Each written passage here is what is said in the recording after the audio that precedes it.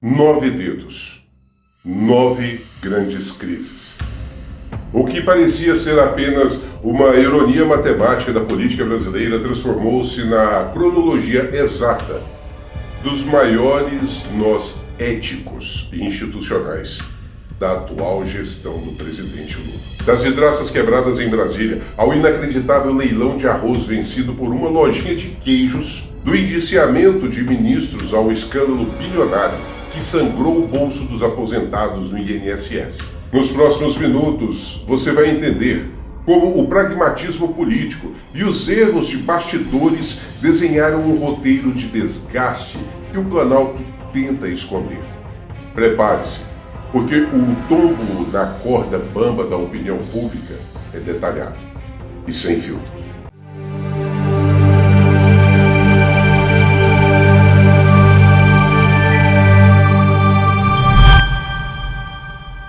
O assunto agora é a polarização política que segue forte mais de 2 meses depois das eleições. O presidente Lula fez críticas ao ex-presidente Jair Bolsonaro, também ao surgimento do que chamou de extrema-direita no Brasil e no mundo.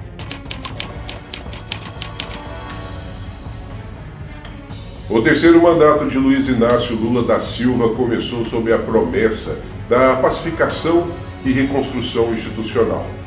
Mas a lua de mel com a calmaria durou exatamente uma semana. Em algum momento, este país teve muita gente que começou a negar a política. E na hora que você nega a política, acontece o que aconteceu nos Estados Unidos com Trump, acontece o que aconteceu no Brasil com o Coisa, que eu não quero falar o nome dele, e é um novo monstro que nós temos que enfrentar e derrotar.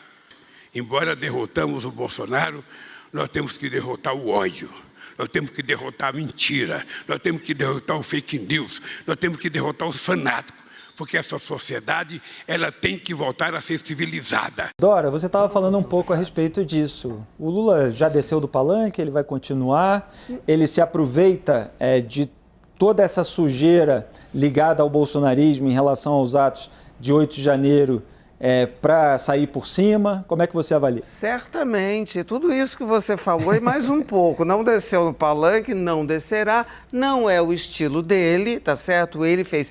Ele governa, ele faz as coisas, a lógica dele, a dinâmica é a dinâmica do palanque. Ok, tá certo.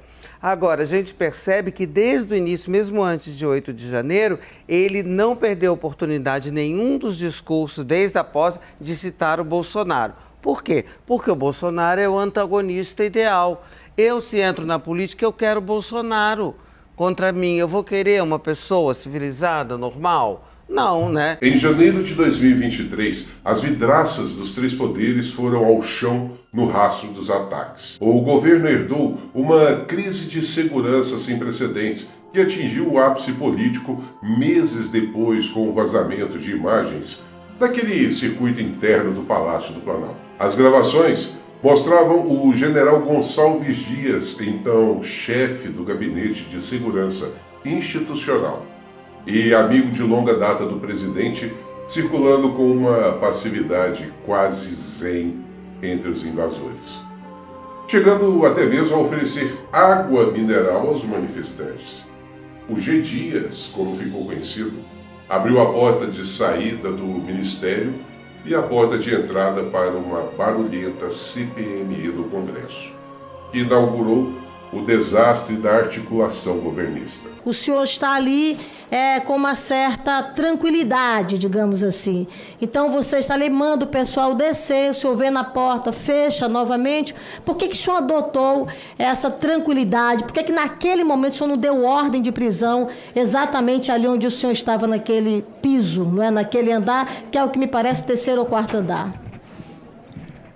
Boa pergunta, senadora. Enquanto tentava apagar o fogo na esplanada, o Planalto decidiu abrir, por conta própria, outra frente de batalha: o Banco Central. Ao longo de todo o ano de 2023, Lula travou uma guerra verbal quase diária contra a autonomia da instituição e a figura de seu presidente Roberto Campos Neto. Os ataques públicos à manutenção da taxa básica de juros, a Selic, em patamares elevados, tornaram-se o mantra do governo. Esse país, veja, eu fui trabalhador de fábrica, eu cheguei a pegar inflação de 80% ao mês. Nós temos 4% ao ano, ou 3,9% ao ano, ou 4,5%. Ou seja, com 4% de inflação ao ano, dá para guardar dinheiro embaixo do colchão. Acontece que esse rapaz que está no Banco Central, me parece que ele, não sei do que ele entende, mas ele não entende de Brasil e não entende de povo. Ele só tem uma lógica. Eu não sei a quem que ele está servindo. Eu não sei. Sinceramente, eu não sei. Aos interesses do Brasil, não é. Para os analistas de mercado, o resultado foi o ruído constante e a desconfiança sobre a responsabilidade fiscal do país. Para o governo, tratava-se da busca de um culpado de estimação para uma economia que demorava a engrenar. A lógica pela qual foi aprovada a autonomia do Banco Central também não é. Porque se você pegar a lei que aprovou a autonomia, a lei diz que ele tem que estar preocupado com a inflação, com o crescimento econômico e com geração de emprego. Então eu fico na expectativa, a não ser torcer, porque quem o indicou foi o Senado, sabe? E ele só pode sair quando terminar o mandato dele ou quando vencer, ou quando o Senado tirá-lo. Paralelamente, a caneta presidencial testou os limites do legislativo com um drible na legislação do saneamento. Em uma tentativa de afagar companhias estatais de água e esgoto e reverter a privatização do setor, o governo editou decretos que esvaziavam o marco legal do saneamento básico, permitindo a prorrogação de contratos sem licitação. O governo revogou 2 decretos que regulamentavam o novo marco legal do saneamento básico e publicou novas regras. Os decretos revogados permitiam, por exemplo, a prestação direta do serviço de água e esgoto sem licitação. O Congresso não gostou do retrocesso, o mercado ensaiou um contra-ataque e a Câmara dos Deputados se preparou para derrubar a medida. A Câmara dos Deputados impôs mais uma derrota importante para o governo Lula. O plenário aprovou um projeto que derruba os decretos quanto ao marco do saneamento básico. Foram 295 deputados que votaram contra o governo. Sob o risco real de uma derrota humilhante, o Planalto foi obrigado a recolher as linhas e revogar os próprios decretos, em um doloroso choque de realidade sobre o presidencialismo de coalizão. No plano externo, a diplomacia da reconstrução acumulou polêmicas e repercutiram mal dentro e fora do país. O ponto alto do incômodo ocorreu quando Lula recebeu o presidente venezuelano Nicolás Maduro com honras de Estado e tapete vermelho em Brasília. Ao classificar as denúncias de autoritarismo e violações de direitos humanos na Venezuela como uma mera narrativa construída, o presidente atraiu críticas severas de aliados e da oposição. Em uma guinada ideológica que isolou o Brasil de setores democráticos e internacionais. Eu, se quiser vencer uma batalha, eu preciso construir uma narrativa para destruir o meu potencial inimigo. E eu acho, companheiro Maduro, que é preciso, você sabe a narrativa que se construiu contra a Venezuela, da antidemocracia, do autoritarismo, sabe? Então eu acho que cabe à Venezuela mostrar a sua narrativa para que possa, efetivamente, fazer pessoas mudar de opinião. Para fechar o ano da estreia, a segurança pública, a principal calcanhar de Aquiles do governo petista, ganhou um componente tragicômico. Descobriu-se que o Ministério da Justiça havia aberto as portas e a agenda oficial para reuniões com Luciane Barbosa Farias, conhecida nos relatórios policiais como a Dama do Tráfico. Ela é casada com um dos principais líderes da facção Comando Vermelho no Amazonas. Embora o Ministério tenha alegado que ela integrou comitivas de direitos humanos sem triagem prévia, o episódio carimbou a gestão com a marca do amadorismo, fornecendo munição pesada para a oposição nas redes sociais. O presidente Lula defendeu o ministro da Justiça, Flávio Dino, ao dizer que ele vem sendo alvo de ataques plantados. Já o Ministério dos Direitos Humanos confirmou que custeou uma passagem aérea para a chamada Dama do Tráfico, esposa de um dos líderes do Comando Vermelho amazonense, que se encontrou com integrantes do governo. Se o primeiro ano foi marcado por disputas ideológicas e institucionais, 2024 enterrou definitivamente os pés do governo no pragmatismo das velhas oligarquias e nos escândalos morais. O primeiro teste de estômago envolveu o ministro das Comunicações, Juscelino Filho, uma indicação do União Brasil para garantir votos no Congresso. Juscelino Filho foi indiciado pela Polícia Federal sob suspeita de integrar uma organização criminosa que desviava emendas parlamentares da Codevasf. O destino de parte dos recursos públicos? Pavimentar uma estrada de terra que passava exatamente em frente às fazendas da própria família do ministro, lá no Maranhão.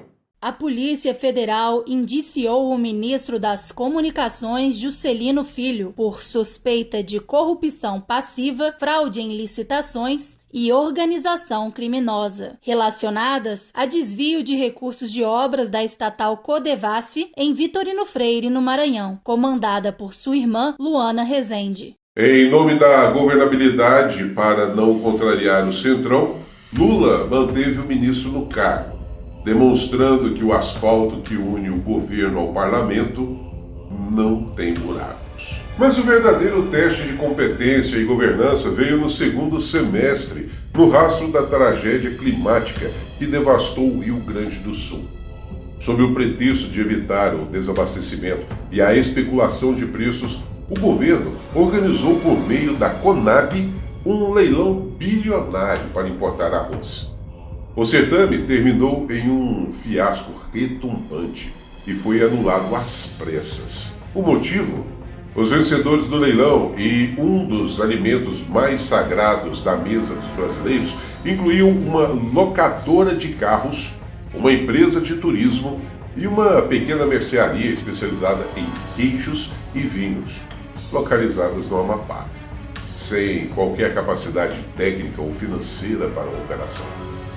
O secretário de Política Agrícola, Nery Geller, caiu em meio a suspeitas de conflito de interesses e a relação do Planalto com o agronegócio azedou de vez. O governo anulou o leilão do arroz após suspeita de irregularidades. O secretário de Política Agrícola do Ministério da Agricultura pediu demissão após um ex-assessor dele ter negociado quase metade do volume a ser importado.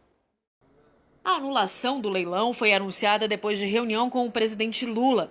O leilão, feito na semana passada, previa a compra de 263 mil toneladas de arroz importado. Algumas das empresas vencedoras nunca tinham negociado o produto. Pouco tempo depois, o coração progressista do governo sofreu seu golpe mais doloroso e desmoralizante. O ministro dos Direitos Humanos, Silvio Almeida, uma das mentes mais brilhantes, celebradas e representativas do primeiro escalão, foi demitido de forma fulminante. O motivo foi a revelação de uma série de denúncias de assédio sexual coletadas pela organização Me Too Brasil.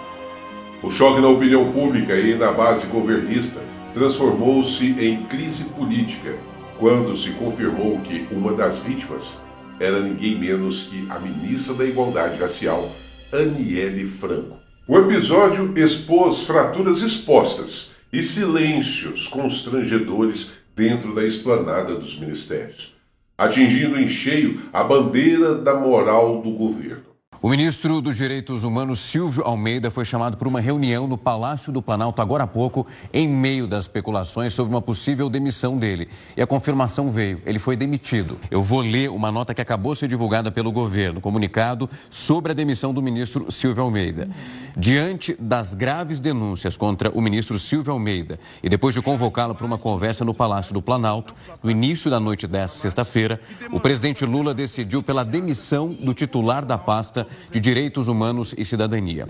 O presidente considera insustentável a manutenção do ministro no cargo, considerando a natureza das acusações de assédio sexual. A calmaria e a estabilidade que o governo planejava para o terceiro ano de mandato evaporaram logo no primeiro trimestre de 2025. O foco das manchetes migrou da conduta ética dos ministros diretamente para o bolso da parcela mais vulnerável da população brasileira. Uma mega operação conjunta da Polícia Federal e da Controladoria Geral da União desarticulou um esquema criminoso de proporções amazônicas, operando dentro do INSS. Entidades associativas, sindicatos de fachada e associações de gaveta. Todos eles utilizavam dados vazados para realizar descontos mensais ilegais e embutir empréstimos consignados não autorizados na folha de pagamento de milhões de aposentados e pensionistas do Brasil. O tamanho do rombo estimado pela investigação alcançou a cifra impressionante de 6,3 bilhões de reais. Com diretores do órgão afastados por ordem judicial e o Palácio do Planalto sob forte pressão da opinião pública. A crise jogou luz sobre a gestão do ministro da Previdência Social, Carlos Lula. O escândalo atingiu o coração do discurso histórico do Partido dos Trabalhadores, fragilizando justamente a narrativa de proteção e defesa do trabalhador e do segurado de baixa renda. A Polícia Federal deflagrou hoje uma nova fase da investigação sobre a fraude do INSS, envolvendo o vice-líder do governo e prendeu o número 2 do Ministério da Previdência. O presidente da CPI do INSS, o senador Carlos Viana, ele afirmou na comissão parlamentar que ouviu o relato de uma testemunha que apontava uma parceria comercial entre o careca do INSS e o seu filho Fábio, para atuar no Ministério da Saúde.